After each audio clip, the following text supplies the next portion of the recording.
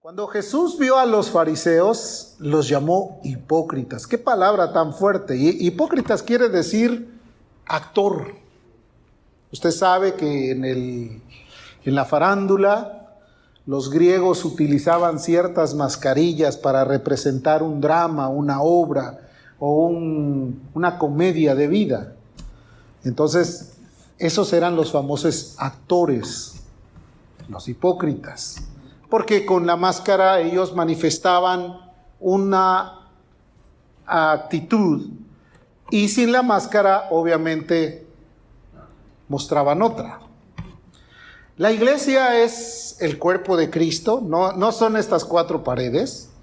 Esto es una bodega, podría ser. Este es solamente el espacio donde Dios nos ha permitido reunirnos. Vosotros sois el templo.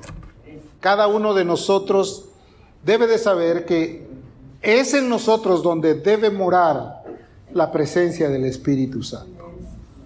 Así que no te fijes en lo que está ahí en el templo, como dicen muchos, no. Más bien, fijémonos cómo está nuestra alma, nuestro corazón, nuestra vida. Y Dios quiere que nosotros entendamos estas verdades. El Salmo 119 dice: consideré mis caminos y volví mis pies a tus testimonios. Quiere decir que necesitamos nosotros completamente conocer el camino en el que vivimos. Nosotros debemos de conocer por dónde andamos. Obviamente en este mundo hay demasiados caminos escabrosos, caminos que te pueden hacer tropezar. Hay caminos planos y hay caminos de bajada, que si tú no te detienes puedes irte hasta abajo. Y hay ocasiones que esos caminos son sinuosos o que te invitan a que tú andes por ellos. El profeta Jeremías decía: paraos en los caminos y mirad cuál es la senda antigua y andad por ella. Y ahí hallaréis reposo para vuestras almas. Quiere decir que debemos de tomar la determinación de caminar por el mejor camino. Jesús es el camino, hermanos, la verdad y la vida. Cuando nosotros hablamos de la identidad, sabemos que hay algo que quiere decirnos ahí. La identidad es un conjunto de rasgos propios de cada individuo. Quiere decir que cada uno de nosotros tenemos rasgos en los que nos podemos identificar con los demás, en la comunidad. Y estos rasgos, pues, obviamente son los que caracterizan a un sujeto o a la colectividad, al grupo, a la región, al pueblo, a la nación, a cualquier tipo de cosas. Todos los países tienen una identidad. Los países se identifican por su bandera, por su escudo y por su gente.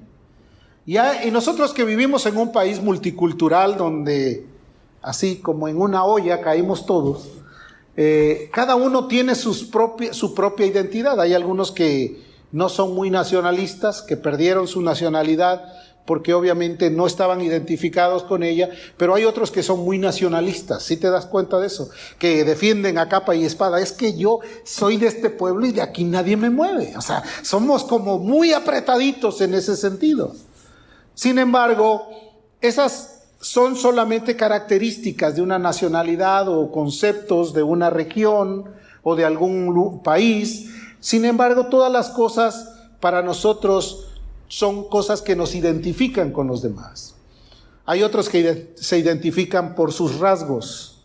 ¿Has escuchado cuando alguien se pierde? Dice: y tiene un lunar cerca de la oreja. O sea, ya con eso hacen una característica. Todos los países exigen que tú tengas una identidad para presentarte ante cualquier sala de gobierno o cualquier lugar a donde te van a recibir o donde te van a dar alguna orientación o prestar algún servicio. Entonces, la identidad cristiana es la que nos importa a nosotros, porque dentro del cristianismo muchos han estado perdiendo la identidad, y me refiero a no estar identificados juntamente a Cristo. Hay gente que quiere identificarse de acuerdo a su pasado, pero dice ser cristiano. No, es que yo soy así y de aquí nadie me mueve, ¿no? O sea, si me conoces no te metas conmigo, así más o menos de ese tipo. ¿Por qué? Porque su identidad no es Cristo, su identidad es la costumbre o la vieja levadura que todavía queda ahí. Pablo siempre recomendó que debemos de hacer que el viejo hombre quede sepultado, que ya no se levante. Y cuando el viejo hombre todavía quiere sobresalir, entonces imagínate qué identidad cristiana puede haber ahí. No existe esa identidad. Jesús nos enseñó y dijo él, lo que yo hago ahora, vosotros no lo entienden, pero lo van a aprender a hacer y lo harán después. En esto conoceréis que sois mis discípulos, en esto conoceréis que vosotros estáis identificados conmigo, en que os améis los unos a los otros. Yo te amo, pero de vez en cuando, ¿no? Yo nada más en ciertos momentos de fiesta o cada vez que voy a la iglesia. En casa ni te conozco. Entonces, la identidad tiene que ser algo muy nuestro. Cada uno de nosotros es diferente. Hay algunos que somos muy consanguíneos, que rápidamente nos alegramos, otros somos un poco apáticos, otros somos muy meditadores, otros estamos como nada más midiendo a ver qué es lo que están diciendo para ver si me afecta o no me afecta. Nuestra identidad debe de ser similar a la identidad que tuvo Jesús, porque somos de Él, nosotros somos de Cristo y la Biblia dice, y Cristo de Dios. Ahora, ¿qué dice Lamentaciones 3:40? Escudriñemos nuestros caminos y busquemos, ¿y qué? Y volvamos a Jehová, de donde nunca debimos de haber salido. ¿Cierto o no es cierto? No, pero es que yo ya muy grande conocí a Jesús. Bueno, todo ser humano, dice, el anhelo ardiente de la creación es esperar la manifestación de los hijos. La creación gime y aún está con dolores de parto hasta que Cristo se ha formado. Antes de que te predicaran la palabra, tú ya tenías una idea, una concepción en tu alma de que había un Dios. Y en algunos países donde no se ha predicado el evangelio, la gente, aunque no conoce a Dios, siempre siguen a un líder. ¿Por qué razón? Porque la conciencia que Dios le puso al ser humano es la que te hace meditar entre lo bueno y lo malo. Pues tú no ves a una persona que no conozca de religión ni de Dios ni nada, que va a meter las manos al fuego y ahí se va a revolcar. No. Lo hace porque su conciencia sabe que eso es dañino. ¿Cierto o no es cierto? Cada cosa que el mundo le enseña al hombre es un testimonio de la creación de Dios. La Biblia dice que la creación nos enseña cuál fue la bendición de Dios para nosotros. Nada hay excusa, no hay excusa, no podemos decir Dios no existe. El salmista escribió una parte donde dice el necio en su corazón, no hay Dios, el Salmo 14. Muchos dicen, es que no hay Dios porque no lo veo. Tampoco ves al coronavirus y muchos andan bien cubiertitos. No, es por eso, porque la gente se va con la idea de que si yo no lo veo, no lo creo. La pregunta sería, ¿cuánto nos conocemos? Porque vas al espejo y sabes qué es lo que te hace falta o cómo van las cosas, ¿verdad? Y es ahí donde a veces te asustas y reflexionas mucho y ya empiezas a preocuparte. Pero yo me refiero al conocimiento de nosotros. ¿Cuánto nos conocemos? ¿Cuánto sabemos? ¿Cuántos límites tenemos? ¿Hasta dónde estamos dispuestos a soportar? ¿Cuánto aguante y resistencia hay en nosotros? ¿Cuánta bondad existe en nuestra alma? ¿Cuánta compasión y cuánta misericordia? O podrías decir, yo quisiera dejar de ser cristiano 15 minutos para darle su merecido a esta persona. Pues, ¿qué pasó? O sea, ¿cuánto nos conocemos? ¿Cuánto sabemos? ¿Hasta dónde sabemos que podemos llegar? Eso es bien importante. Porque al fin y al cabo, nuestra vida en algún momento va a tener que ser llamada a cuentas para ajustar cuentas, ¿no? En cada momento de la vida del ser humano existen momentos donde la gente automáticamente entra en un estado de reflexión y dice, ¿por qué hice esto? ¿cómo me fui a meter en tal problema? Si Dios retrocediera el tiempo, ya no hay para eso. Ya estás ahí. Ahora hay que buscar la ayuda de Dios para salir adelante. Amén. ¿Cuánto estimamos nuestra propia identidad? Nuestra identidad, cómo resolvemos nuestras formas de enfrentar nuestra vida, los grandes problemas, los trastornos, las demandas, todo aquello que son desafíos para nuestra vida. ¿Cómo los resolvemos? ¿De qué manera nos postramos? Debemos de saber qué tanto hemos conocido del carácter de Dios para saber que Él va a ser nuestra defensa, nuestra lucha, nuestro ayudador, nuestro fuerte compañero. ¿Conoces qué tan fuerte eres en tu carácter cristiano?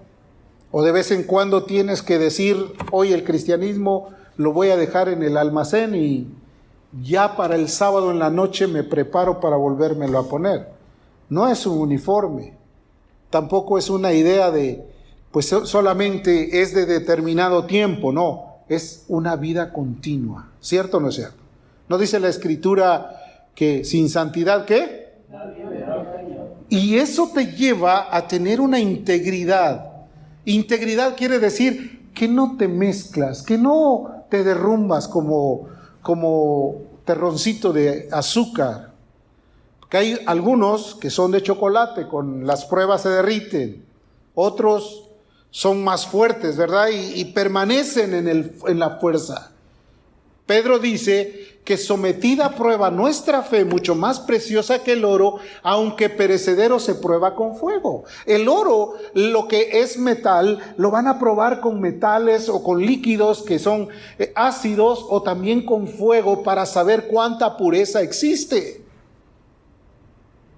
Imagínate que te vendan gato por liebre, un pedazo de plástico bañado en un polvito que parezca oro. Por ahí dicen, no todo lo que brilla es oro, ¿verdad? Y de repente en la prueba le pones el fuego, la hornaza, y de repente se quemó. ¿Qué relación tenemos con las cosas de nuestro viejo yo? ¿Cómo nos relacionamos otra vez? Hay en la Biblia varios ejemplos específicos de los cuales, si tú y yo los vemos con tranquilidad, podemos decir hasta dónde pudieron llegar. Y habla de personalidades que tenían un carácter, una identidad, una relación muy estrecha con Dios. Déjame contarte la historia de un hombre que fue rey sobre una nación de Israel. Un hombre sabio, inteligente, porque muchos pueden ser reyes, pero no todos son sabios, ¿cierto o no es cierto? Hay algunos que después dicen, ¿y cómo es que está este ahí? Pues no, Dios pone y quita reyes, ¿no? Y hay ocasiones que ha habido reyes que son muy buenos en sus determinaciones, en su justicia, en sus mandatos, y la gente los alaba, los exalta, y hay otros que ni siquiera quisieran oírlos. ¿Por qué? Porque hay una gran diferencia entre su carácter y entre su forma de actuar. Este hombre del que te hablo era un hombre lleno de la sabiduría de Dios, lleno del conocimiento. Era un hombre que tenía todas las cualidades de un máximo dirigente, lleno de virtudes. Vamos a ver sus atributos. Dice, ahora bien, estábamos hablando en primer libro de Reyes, capítulo 9, versículo 1 al 5. Vamos a ir leyendo poco a poco para que vayamos entendiendo lo que dice. Cuando Salomón hubo acabado la obra de la casa de Jehová y la casa real y todo lo que Salomón quiso hacer, Jehová apareció a Salomón la segunda vez, como le había aparecido en Gabaón. O sea, ya era la segunda ocasión en que Dios se le revelaba a Salomón. Nosotros nunca hemos tenido una revelación así como la que tuvo Salomón. Hemos escuchado, hemos sido como Job, de oídas te he oído. Algún día vamos a decir, ahora mis ojos te ven, el día que estemos en su presencia. Pero imagínate, se le reveló en Gabaón y ahora viene otra vez y se le vuelve a revelar el Señor. ¡Qué cosa tan maravillosa! A lo mejor no me captas la idea y a lo mejor piensas, a mí se me reveló el Señor porque me amó, porque me liberó. Y es bonito eso, poder tener una experiencia como tal, pero que se te revele y que te hable personalmente y que te diga lo que tienes que hacer. Eso es algo sumamente maravilloso. ¿Me estás escuchando? Dice, y le dijo Jehová, yo he oído tu oración y tu ruego. Imagínate, él había orado a alguien que no veía, al Dios invisible, pero todopoderoso. Y en ese momento le dice, yo he oído tu oración y tu ruego que has hecho en mi presencia. Y le contesta, yo te he santificado esta casa que tú has edificado para poner mi nombre en ella. He bendecido este lugar a donde tú estás. Te he dado lo que tú quieres.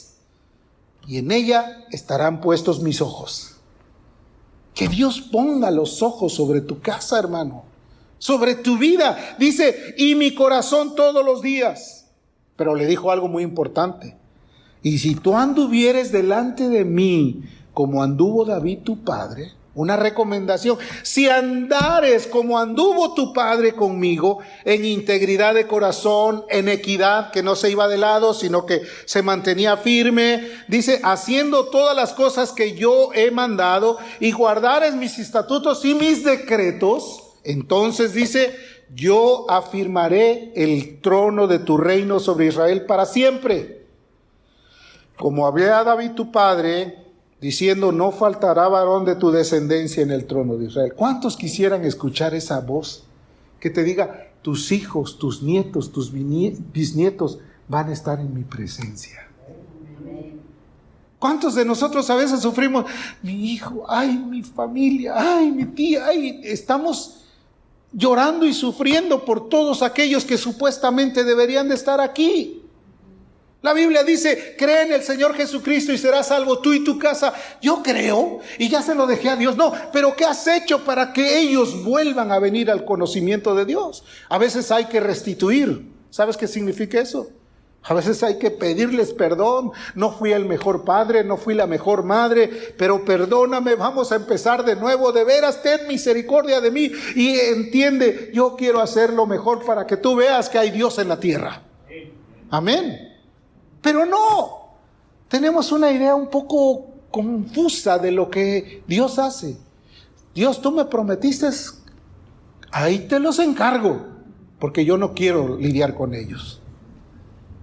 Hay que volver los ojos y decir, Señor, como decía aquella mujer que hace algunos años, un día me dijo, pastor, cada vez que veo a mis hijos, dijo, mi pecado siempre está delante de mí. ¿No David decía eso? En el Salmo 51, mi pecado está delante de mí. Veía a sus hijos, dice que un día estaba ella sentada leyendo la Biblia, había venido de la iglesia y bien contenta porque Dios la había bendecido. Y llegó el hijo y abrió la puerta.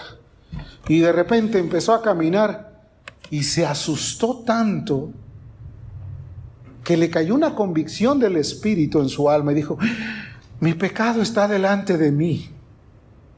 ¿Por qué dijo eso? Porque yo no lo corregí, porque yo no lo instruí, porque no le di el tiempo para educarlo, porque no lo amé, porque estaba ocupada en ganar para darle de comer, porque quería vestirlo, quería darle buenos zapatos, buena ropa, pero olvidé hacer lo que era necesario. Corrige, instruye al niño en su carrera y aun cuando fuere viejo no se apartará de ella. Se sorprendió. Las resoluciones que Dios le dio a Salomón fueron muy importantes, pero Salomón en un principio las llevó a cabo con toda la rectitud. ¿Te acuerdas cómo Salomón disertaba entre la justicia cuando llegaron dos mujeres y le dijeron, Rey, venimos en un problema tremendo? Estas dos mujeres tenían cada quien un hijo y dormían con ellos. Y una de ellas se volteó y aplastó a su niño y lo asfixió. Pero muy abusada, antes de que se despertara la otra, le cambió el niño. Y entonces ya dijo, bueno, allá ella. Pero la otra se levantó, este no es. Sí es, ese es el tuyo. Míralo, está ahí como lo dejaste. No es. ¿Qué madre no conoce a su hijo? ¿Cierto o no es cierto? Y a veces le echa muchas flores. No, es que es lo máximo y todo. Después lo ve. ¿Ese es tu hijo? Sí, ese es mío. Entonces, tenía toda la actitud de, ¿qué vamos a hacer? Pues vayamos con el rey, él es un hombre sabio. Y entonces llegaron y le dijeron, mira, ya le contaron todo, y él nada más escuchaba, las estaba atendiendo. Y en un momento, en la sabiduría que Dios le había dado, se fue directo al corazón de la verdadera madre. Le dijo, está bien, ya tomé una decisión. Traigan el niño y tráigame esa espada que está ahí. Lo voy a partir por la mitad, le voy a dar la mitad a cada quien para que ya estén en paz y se vayan a su casa. Y la verdadera madre fue conmovida a misericordia. No, déjaselo mejor. Y entonces él discernió completamente y dijo, esta no es la madre, porque la otra sí estaba muy contenta, sí, pártelo. Pues no era suyo. Cuando es algo que no te cuesta, cuando es algo que no es tuyo, pues que le hagan lo que quieran, pero nada más que te toquen a lo tuyo. ¿Cierto o no es cierto? Y entonces ahí sí sale todo aquello que uno tiene guardadito. La cuestión es que Salomón tenía todo bien hasta que llegó un momento en que su corazón empezó a sentirse desviado. Vamos a ver qué fue lo que pasó con Salomón. Dice aquí que Salomón empezó a perder la identidad que tenía con su Señor.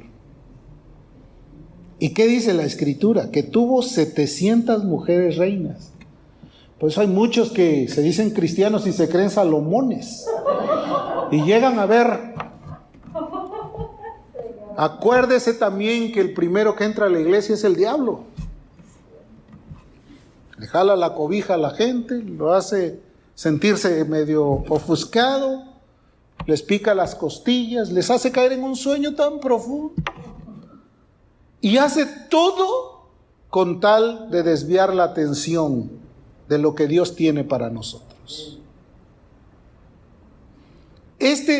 Empezó a desviar su corazón, tuvo 700 mujeres reinas.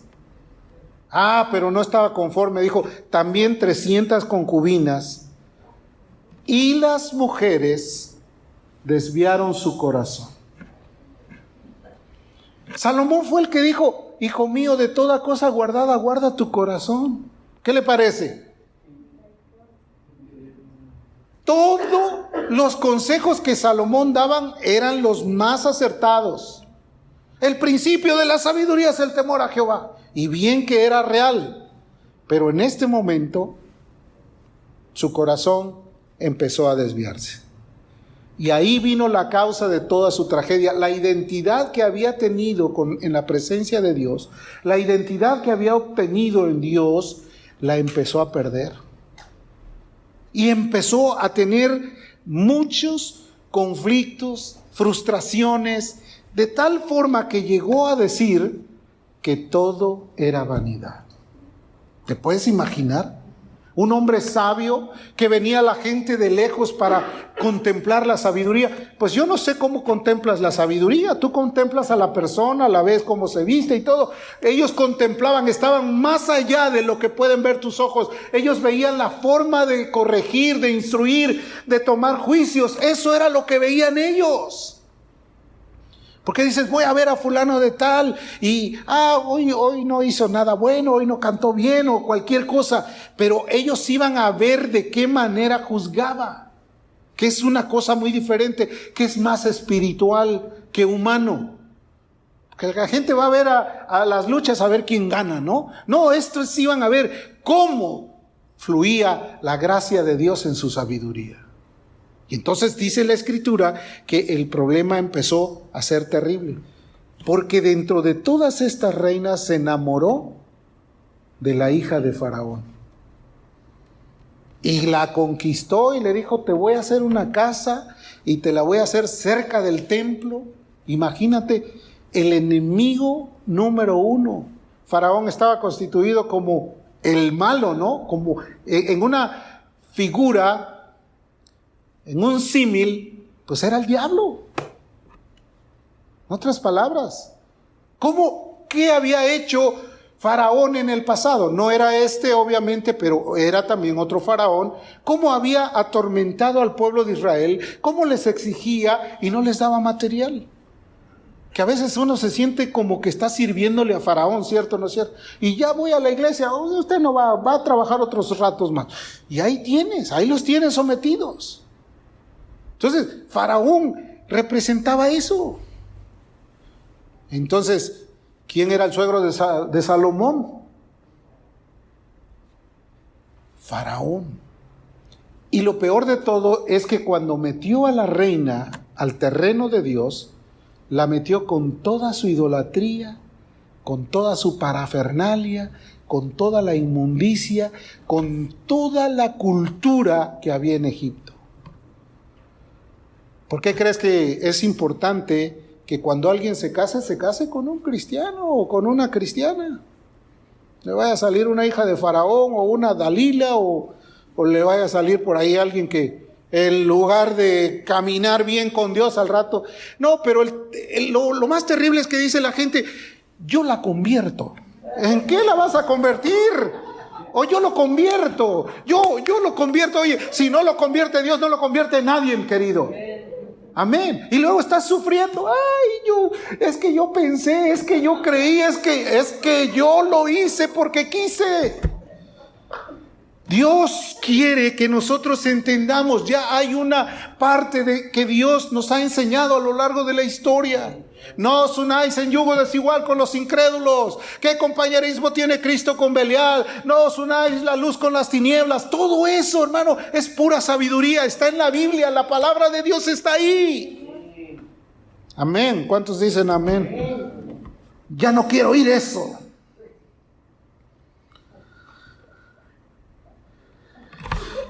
Salomón llegó a pensar que ya no valía la pena nada. Y déjame decirte que es terrible cuando alguien dice, ya ¿para qué? Dios quiere que sigamos adelante. Amén. Amén. Vamos a ver lo que dice la Escritura para que no digan, es un cuento de él. No, ¿qué dice la Biblia? Y cuando Salomón era ya viejo, sus mujeres, no dice su mujer, sus mujeres, inclinaron su corazón tras dioses ajenos. Aquí ha venido gente y me ha dicho, pastor, entonces, ¿por qué ellos tenían varias mujeres? ¿Quieres tener tú muchas mujeres? Ve a buscarlas. Ve a ver cómo terminó Salomón. ¿Y por qué dice la Biblia que Jesús tomó vino? Pues porque esa era la usanza de esa época. No había ron, no había cerveza indio ni nada de eso. Eso lo hacían porque el agua estaba contaminada, el vino lo tenían que diluir con agua para que eso pudiera ser alivio para el sistema gástrico. Entonces la gente es muy interesante cuando pregunta a su favor, ¿verdad? No a favor de lo que dice la Biblia, sino a favor de lo que ellos creen. Bueno, dice que su corazón ya no era perfecto con Jehová su Dios como el corazón de su padre David. Y dice, porque Salomón siguió a Astoret, diosa de los sidonios, y a Milcón, y sirvió a todos los ídolos abominables que él aborrecía y que Dios mismo le había dicho que eran abominables. Yo no tengo ningún ídolo, puede ir a mi casa y buscar, pero no me toques el carro porque también hay ídolos ahí. Yo no tengo ningún ídolo, pero es un negocio que me va a salir buenísimo. O sea, Dios quiere que estemos conscientes. Jehová es bueno como para suplir lo que te haga falta conforme a sus riquezas en gloria. ¿Estás de acuerdo conmigo? Lo más terrible es que dice, hizo lo malo Salomón delante de los ojos de Jehová y no siguió cumplidamente a Jehová como su padre David o como David su padre. Todo lo hizo mal. Viejo, lleno de idolatrías, Empezó por un espíritu humilde, sencillo, lleno de gracia, lleno de sabiduría, de conocimiento, y empezó su declinar. Hermano, yo te aconsejo, mientras más adultos somos, tengamos más cuidado, no nos confiemos. De jóvenes, éramos una llama que encendíamos cualquier basurero, pero ahora como viejos debemos de tener mayor temor, porque ya no tenemos la misma fuerza, ya no tenemos la misma capacidad.